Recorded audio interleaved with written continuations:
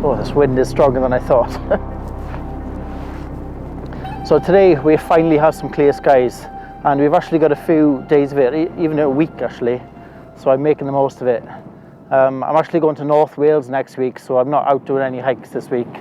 I want to take it easy really.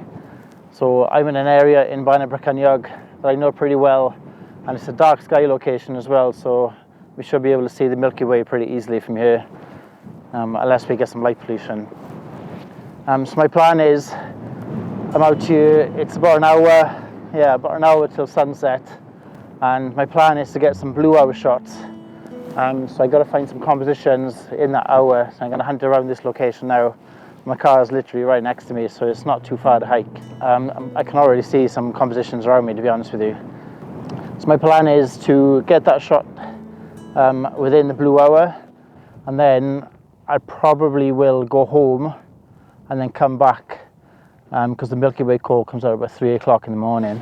So I'll probably come back about 2, just to give myself some time to find the location again. But yeah, we're going to go scouting around now, and hopefully we can find it, a good composition. So yeah, let's try it.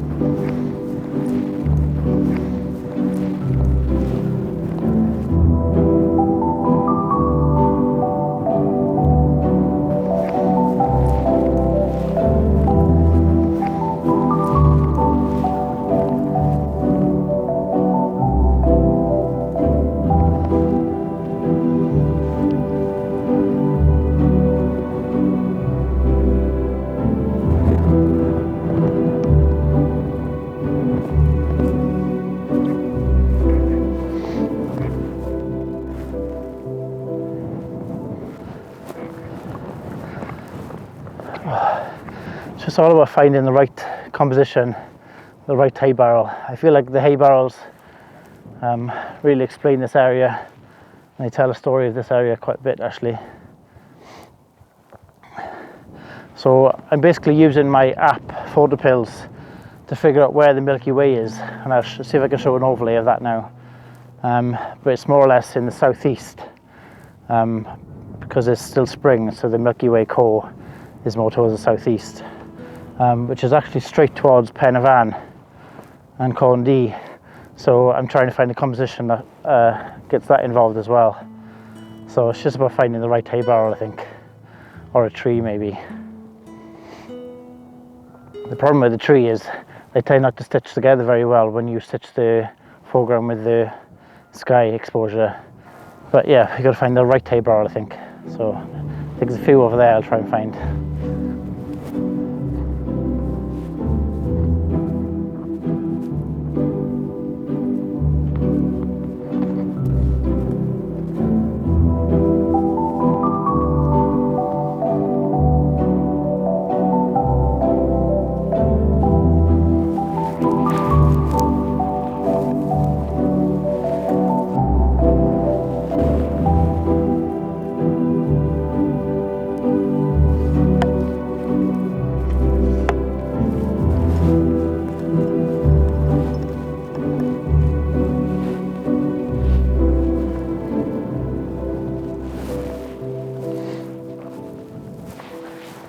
So I think I found a composition. I'm kind of settling on it, to be honest with you, just because I'm running out of time. It's okay. I've got these 2 hay barrels in the foreground, and then this tree on the right side of the frame, and then I got Penavon in the background, where the Milky Way core will come from the left down into Penavon. Yeah, so I'm gonna take this one and then maybe wander around and find another one as well. But I think a lot of people will be really strict where they take their foreground images, and they want them to be on the same night, or they want them to be facing the right direction. And I think I'm one of them, to be honest with you. I kind of want it to make sense, so that's why I'm trying to make it facing southeast. So I'm going to take this foreground now, and then I might wander around and see if I can find another one. So yeah.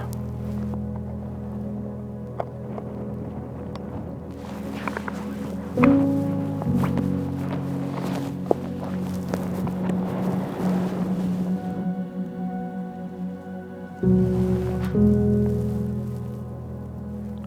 So a good thing about taking your photos in blue hour, obviously we're not quite there yet, there's still a lot of light in the sky, but you can use a narrower aperture, which will give you more depth of field. I've got my 14mm lens on, so the foreground is quite intrusive really, which is what I want. The only problem is I've got with this composition is Brecon and Condy are quite small in the frame, but I think with the Milky Way there, I think it'll bring some attention to it as well. So yeah, so I'm just going to take this shot as an idea and then wander around this area a bit more, and then maybe come back here in 10 minutes just to get the photo in blue hour. So one thing I will have to do later, which I forgot to say, but I probably will focus stack this image and then do a longer exposure as well. But I'll show you the settings later based on the composition I've got and the light I've got.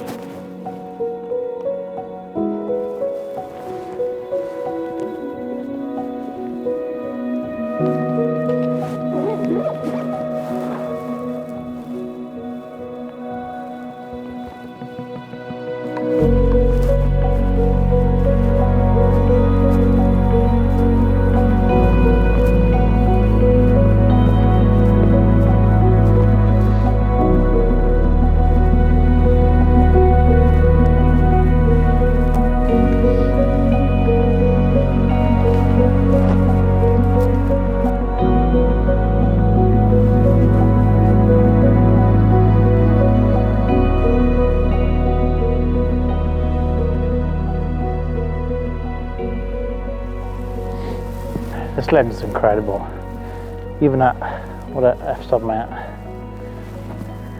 f-stop 5, and I'm this close to my subject and it's still in focus.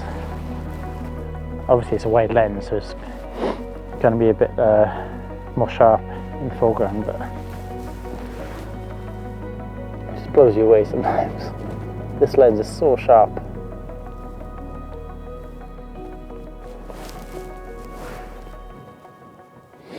Okay, I'm going to go back to the other one.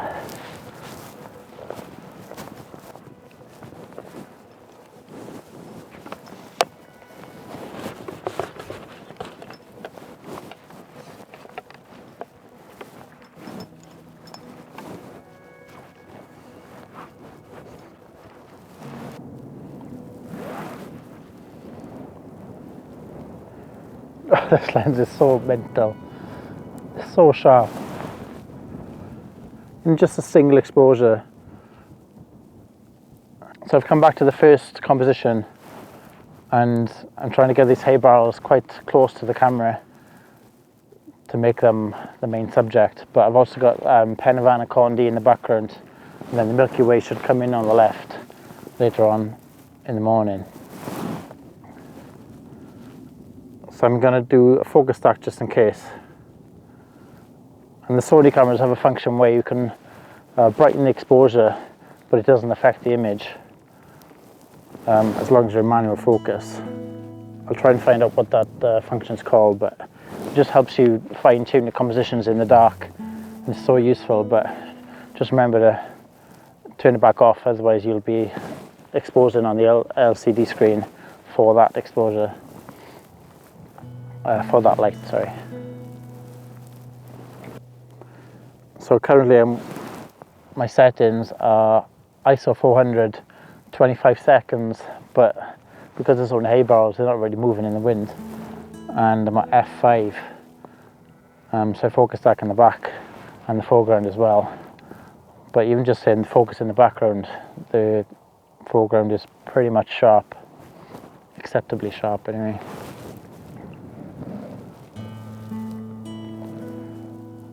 It's so sharp.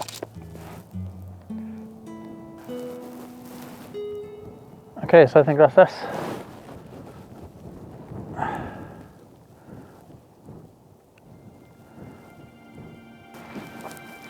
Right, so that's us done for blue hour shots. It's not ideal really, but I'm just going to go with what I got.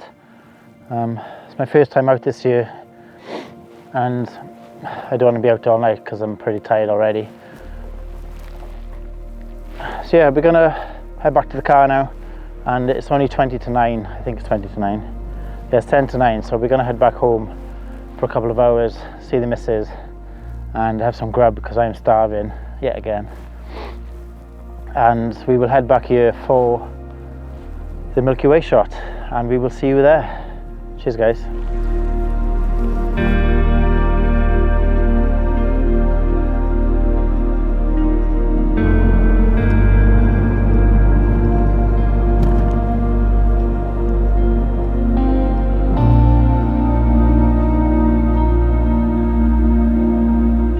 The road is closed and I've been sitting here for like 10 minutes now on the A465. It's 12:15 and it takes about 45 minutes to get there without road closures.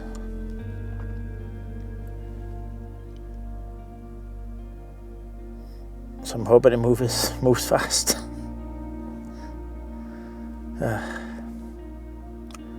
Shouldn't have come home.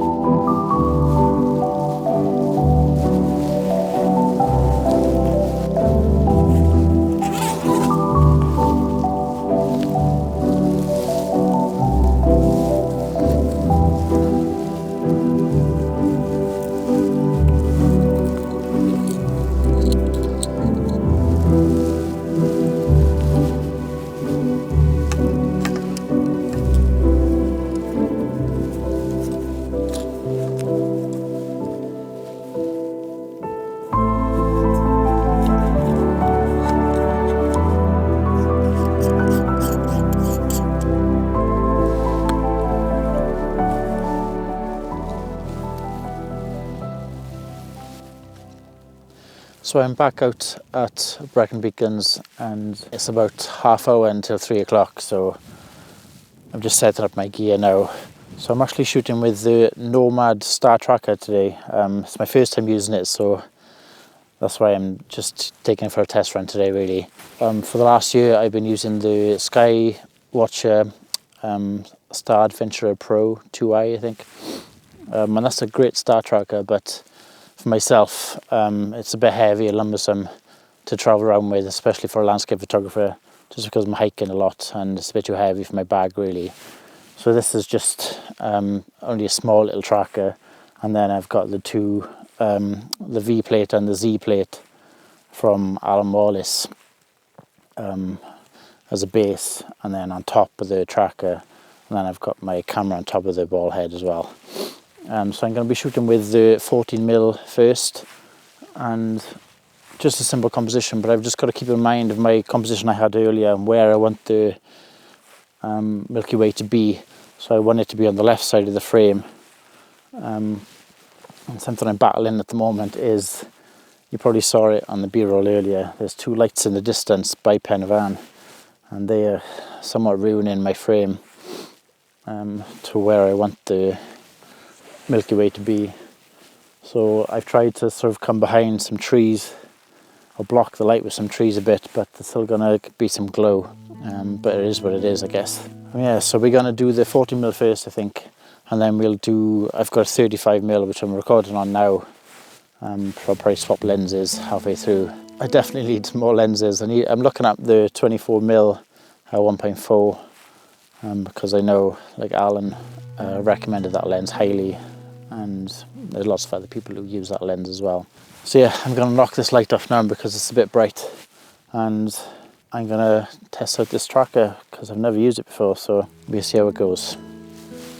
So one great thing about the star tracker is you can attach a laser to the back, and it goes through the tracker, and then you point that at Polaris to the North Star, and then you're more or less aligned and good enough for a wide angle lens. And then with the Z plate I can maneuver my composition facing more southeast and south to get the Milky Way in. But this is so much easier than the Skywatcher Pro, just because it's just, you have to bend down a lot and look through it and then align it with all the apps and things like that. But this one you literally just turn it on onto the northern hemisphere or the southern hemisphere, obviously northern for us, for myself, and it's tracking. So then I will attach my intervalometer, and then we'll just do like 60 seconds or 90 seconds or 2 minutes exposures, and that's the beauty of a star tracker. You can do longer exposures and keep the stars in sharp focus.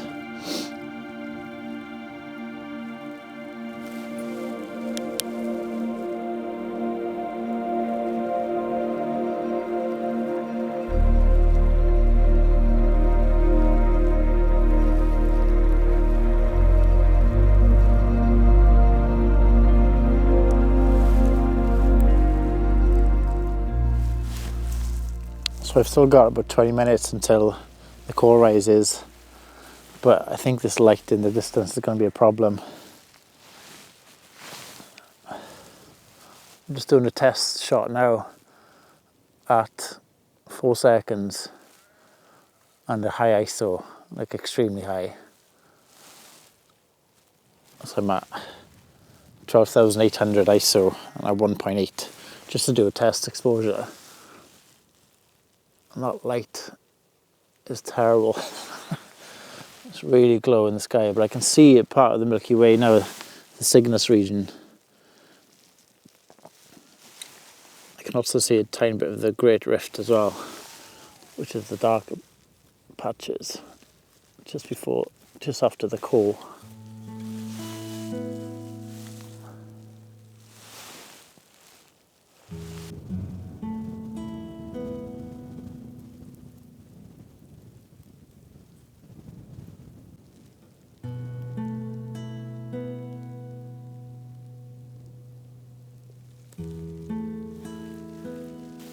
Like these Z plates and V plates are probably a tiny bit of overkill because I'm not doing a panorama or anything, I'm just doing a single shot.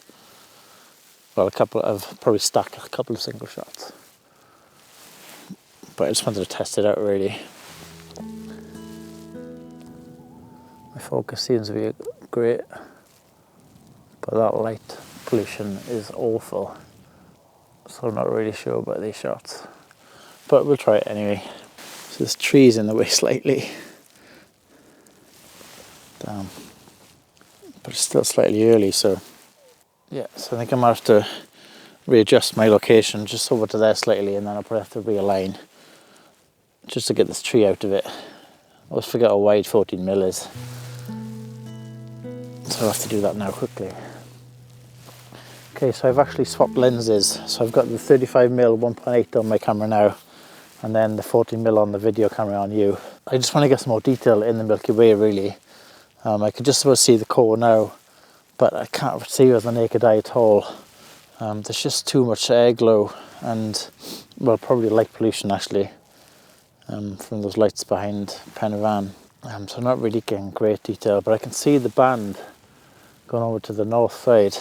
What I'd love to do is actually a panorama, but I think what I really need for this, that I figured out tonight, is I think it's called an equatorial wedge, just because I'm struggling to get the alignment without messing around with these too much. It's just a bit too like fiddly. I need like minute adjustments really. So to do panorama, I just think I need slightly better equipment, just with that equatorial wedge, I think. But yeah, I'm gonna give it a go. So I've got an exposure of this one for 4 seconds, 6400 and f1.8. So that's like my base exposure. Now I'm gonna try and do maybe a 60-second exposure with the Star Tracker turned on. I'm gonna see how that one goes. And then maybe I'll do slightly longer exposures.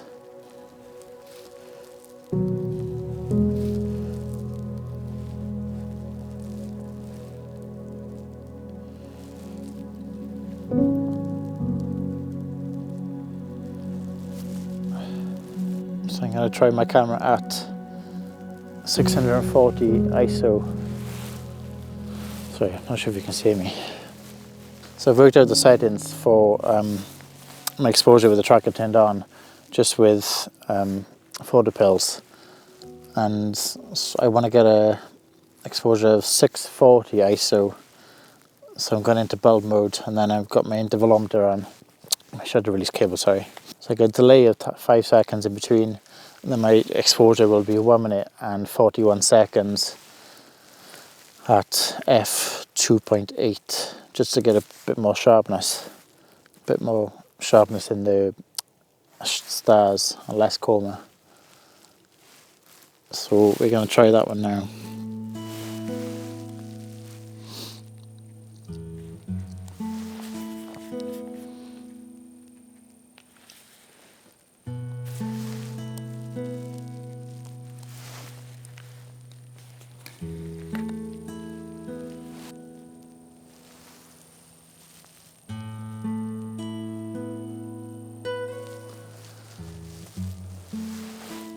So I'm pretty happy with that. There's a lot of detail in the Milky Way. You can see a lot of the Great Rift region, but there's just so much light pollution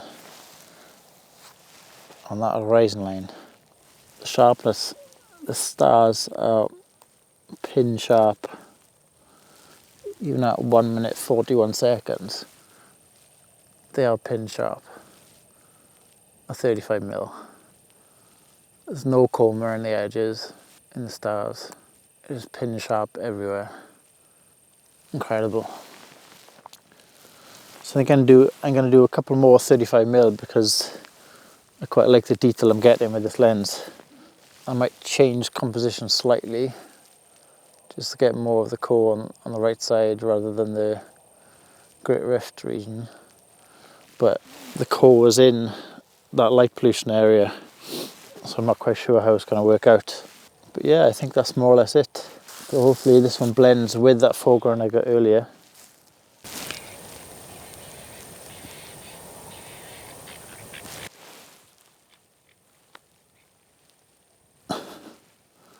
Sorry, there's really weird noises going on right now.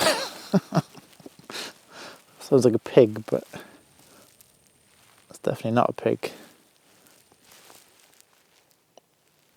I'd be surprised if it's a fox or something. Anyway, I think that could be a bird.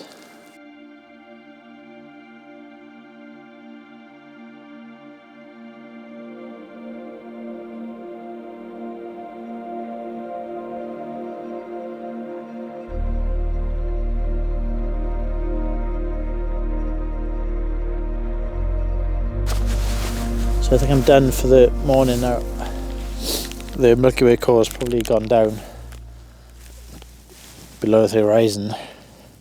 So I'm just packing up my gear, ready to go home. I'm really impressed with this star tracker. It hasn't missed a beat, to be honest with you. So I ended up doing my 14mm lens just because I preferred it in the composition I took earlier. Well, possibly. Yeah, so I started using the 14mm lens, and I just think I preferred it. I could see more of the Milky Way band within the composition. So I think I'm going to go with that one. I took 6 exposures tracked, and they were all pin sharp. So hopefully they will stitch together with my composition earlier.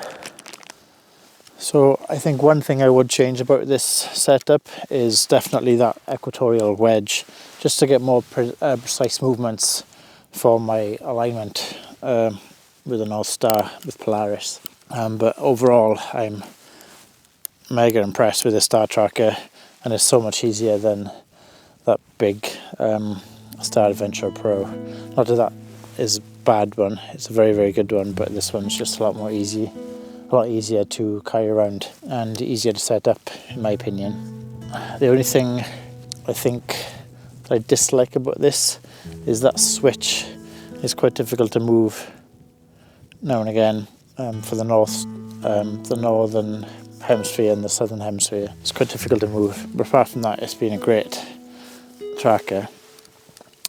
So I'm actually going to call it a day now.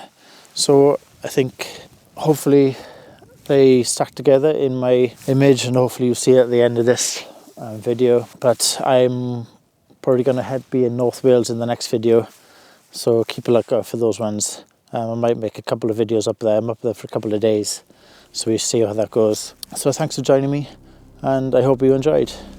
Catch you later, guys. Hwyl fawr.